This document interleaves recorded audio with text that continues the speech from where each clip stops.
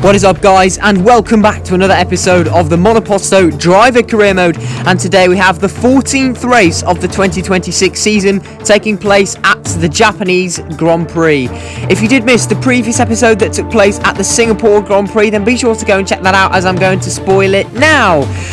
Now, Singapore was a very interesting race for us. I took pole, however my race pace wasn't very good and it was absolute chaos in the race, not just with me but with lots of the other AI drivers as well, and in fact a grand total of 3 safety cars and a VSC in that race. So it's safe to say it was one of the most chaotic races we've ever seen, along with 3 or 4 retirements, I think. Unfortunately, one of those retirements was myself, so we come into the Japanese Grand Prix on a little bit of a back foot behind Fernando Alonso, who won in Singapore, and my teammate Esteban Ocon, who finished in P3 in Singapore.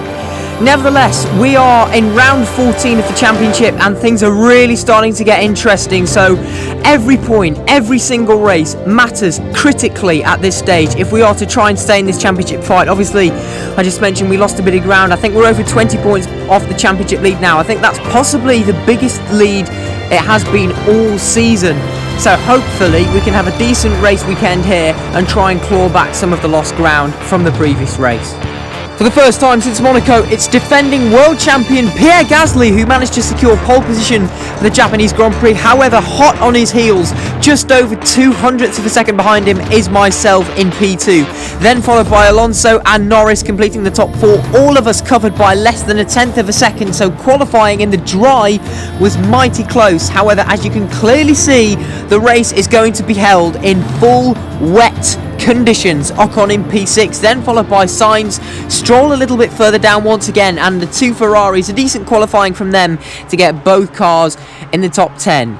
Now this is a curveball because the rain was not forecast, and to be honest, I'm not really sure of what the pace of all the drivers as well as myself is going to be in the wet weather conditions. So this is going to be a complete unknown. This is not something that I prepared for, and in fact I'm using a dry setup for this weekend.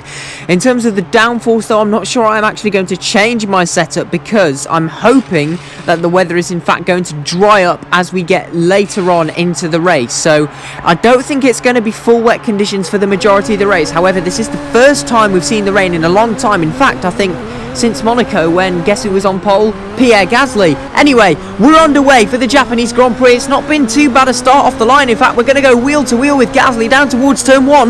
In fact, I think we've actually managed to take the lead there if you look at the top left hand corner of your screen, although the French driver is not going to give up the lead very easily, and in fact I've gone slightly wide there and allowed Fernando Alonso a chance to get himself up into second place. So it's gone from 1 step forward to 2 steps back off the start line, and in fact there goes Esteban Ocon, who started in 6th. So my teammates had a great start, and Lando Norris as well in the Audi sport car. So after all that, it's not been a good start at all. The initial drive off the line was right there, but since then the AI seemed to be so strong in the first sector, whilst I'm still trying to learn my way around the track, get used to where the grip is, and in fact I'm later on in the lap, I'm already trying to put pressure under the British driver. Not yet won a race in this season. Audi, they've been very consistent. They've been consistently the 3rd best car, although just from pure straight line speed alone, utilising the setup that I have with lower downforce, I managed to get the move done back into 4th place, and Lando's going to have to sit behind me for now.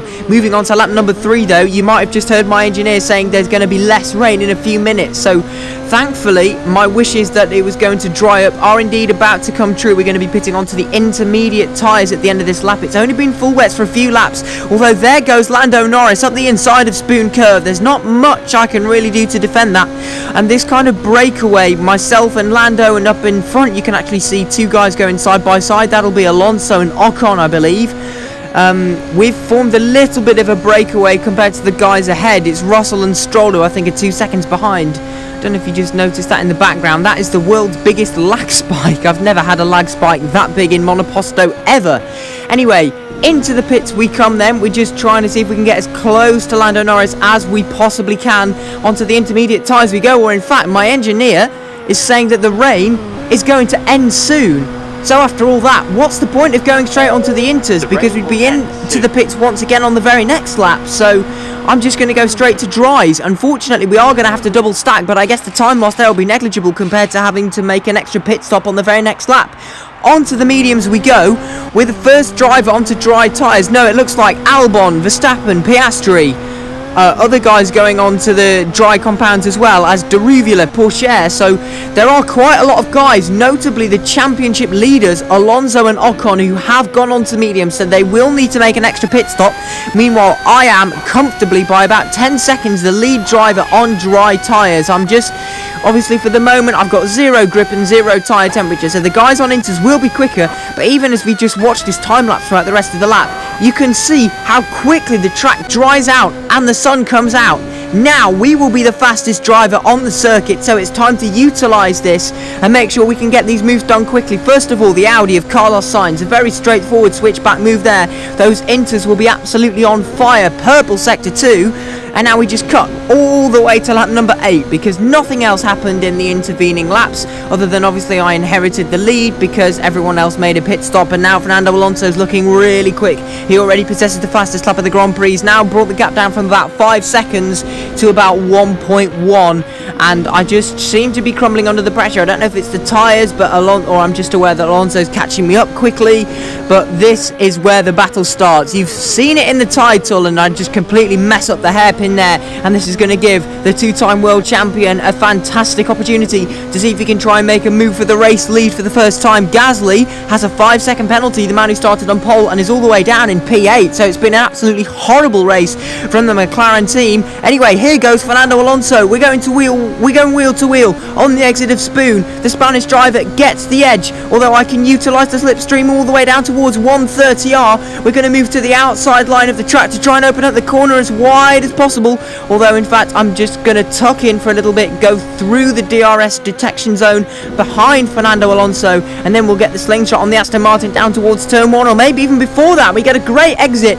out of the final corner of the Casio Triangle, and with DRS assistance we can get ourselves back into the lead of the race, although here comes Alonso again at the end of the first sector. He goes round the outside there. I never understand how the AI have that much grip to be able to do that. My tyres are wearing thin now, although using the slipstream once again just a few corners later, we're going wheel to wheel through 130R, almost making contact. I don't think I realised quite how close Fernando Alonso was to me there. He's the Aston Martin driver using a bit of battery on the exit, although as it turns out both of us are coming into the pits on this lap, so yeah, there's a few laps left to go. I think I am actually going to go onto the mediums rather than the softs, just because I want to make sure that the tyres are not too worn, because that would definitely give Fernando and Esteban a chance. So onto another set of mediums we go. It doesn't matter that the dry compound that we used is both been exactly the same, because we've already changed compounds from the wet, and as it turns out we've jumped the Spanish driver in the pits, so a fantastic job by the pit crew there to get myself a nice quick stop. We are out in the net race lead. Oscar Piastri goes through, Max Verstappen goes through, and we have now caught up to both of them through the middle sector of this lap. So these guys have not yet made a second pit stop. I'm unsure as to whether they actually will. Oscar Piastri, don't forget, started from the back of the grid, so the fact that he's all the way up now in the race lead, what a fantastic recovery drive it's been from him. Took a grid penalty as he didn't make a pit stop in Singapore. I've just got past Verstappen now. Alonso and Ocon, you can see them both lurking in the background, trying to get a move on the Dutch driver as well.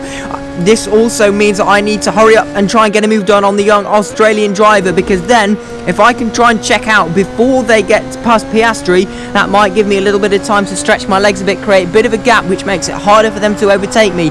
Nice and quickly past the McLaren driver and back into the race lead. We have 3 laps left to go in this race. But now here comes Fernando Alonso, the Spanish driver, going up the inside of Spoon Curve, and the Aston Martin retakes the lead, although not for much longer. I'm immediately trying to get back into the slipstream. Ocon is right behind me as well, and what do you know, it's the 3 championship protagonists in 2026 dueling out for the podium for the race win here at Suzuka, and we're a long way clear of the rest, just like it is in the championship. Getting a great exit out of the Casio Triangle, a little bit of a tyre almost onto the grass there. Now we're going to get the DRS on Fernando Alonso, going to a bit of the ERS deployment as well. We're going to pull alongside to the right hand side, and hopefully by the time we go into turn 1 I have retaken the lead of the Japanese Grand Prix. So just tit for tat straight away, re-overtaking Fernando Alonso at the earliest possible opportunity.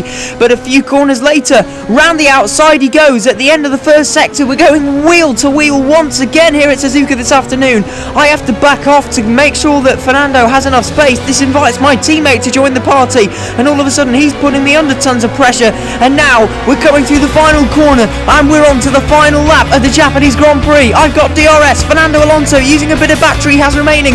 Ocon's dropped off a little bit. We almost touch at the first corner. We're going wheel to wheel. This is the battle for the win. We're going side by side through the S's. Fernando Alonso on the outside line, possibly with slightly more grip, still maintaining the lead of this Grand Prix, but I'm determined not to give this up at all. The gap under half a second as we're following him through the end of the first sector, trying to use the battery to squeeze out every thousandth of a second we can to try and catch up to him, despite all the wheel-to-wheel action. Personal best in the first sector for me by over 0.6 of a second.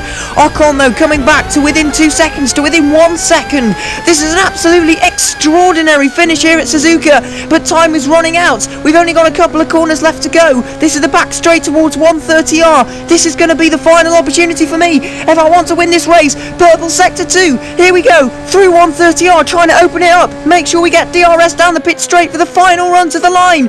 But is it going to be enough? I'm not sure it is. We've only got a little bit of battery remaining. Fernando Alonso is going to use a bit more of DRS. DRS activated. Coming up to the line. It's going to be really close. Practically pushing him. But it's not enough. And Fernando Alonso wins the Japanese Grand Prix after an absolutely thrilling end to that Grand Prix. That is the closest race in this entire series.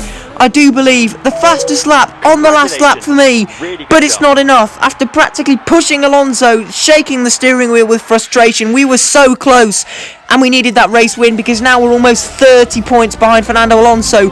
I did outscore my teammate by 4 points, but in the bigger picture in terms of the championship, that was a massive moment. That was such a close race. Both drivers needed that desperately, and in the end it's just gone the way of Fernando Alonso. Despite me practically pushing him over the line, there wasn't really anything I could do there. It's such a shame, and the Spanish driver, the two-time world champion, the championship leader, wins by just over 1/10 of a second. Anyway, that is the end of arguably the most exciting race of this season, and we've only got a few left now. The next Grand Prix is at Saudi Arabia, one where we haven't raced at in a very long time, or it feels like it, since the second round of last season. So I'm very much looking forward to going back there. We've obviously just done a race around there on the F1 24 career mode that I've recently started. Go check that out if you haven't already. And that went pretty well for me. So it's a track that I've done recently, although on a different game. So hopefully I'll be fairly familiar with it. So then, the rest of the point scorers at the Japanese Grand Prix are about to appear on your screen, and they are Lando Norris, Teo Pourchaire, great drive from Piastri to get to P6 after starting last. Terrible race for Gasly. I think the rain ruined his race after starting from pole. And completing the points, we have Russell, Sainz and Max Verstappen. In terms of the Drivers' Championship, Fernando Alonso is still your championship leader on 219, second Ocon on 207. I'm now 28 points off the lead on 191 points. Stroll has dropped down to 6th now as a result of only ending up P18 in this Grand Prix. I'm not sure what's happened to him. His form in the middle of the season has been dreadful, to be honest. He's just had a massive blip because, you know, in the first few races he was right up there with Fernando Alonso, really quick, 2 Aston Martins to cope with. And in the Constructors, that means that we've almost got one hand on the trophy now. But that's it for today's video. I hope you enjoyed it. Don't forget to like, share and subscribe. Follow me on Instagram and join my Discord server. And I'll see you guys next time. Goodbye.